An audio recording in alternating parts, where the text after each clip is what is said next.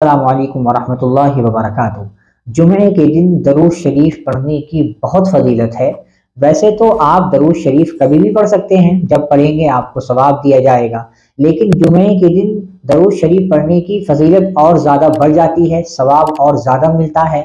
یہی وجہ ہے کہ اللہ کے نبی علیہ الصلوۃ والسلام نے حدیث میں ارشاد فرمایا کہ جمعہ کا دن مسلمانوں کے لیے عید کا دن ہے، جمعہ تمام دنوں کا سردار ہے، لہٰذا اس دن مجھ پر کثرت سے درود پڑھی جائے۔ تو اس دن پڑھنے کی خاص فضیلت یہ ہے کہ ہمارے نبی صلی اللہ علیہ وسلم اس دن درود شریف پڑھنے کا ہم کو تاکید فرما رہے ہیں، اس لیے ہمیں جمعے کے دن درود شریف پڑھنی چاہیے۔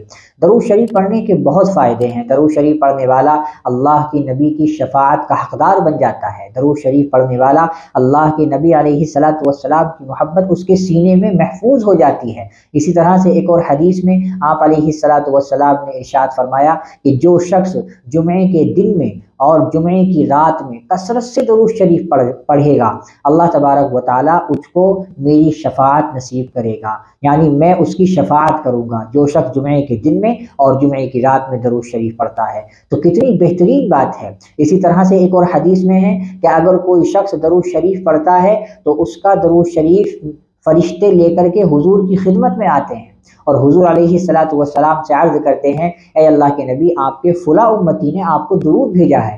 تو کتنی خوش بختی کی بات ہے، نیک بختی کی بات ہے، سعادت مندی کی بات ہے کہ ہم جیسے غلاموں کا، گنہگاروں کا درود آپ علیہ الصلوۃ والسلام کی خدمت میں پیش کیا جائے اور آپ اس کا جواب دے دیں۔ تو جس کے درود کا آپ نے جواب دے دیا اس کا تو بیڑا ہی پار ہو گیا۔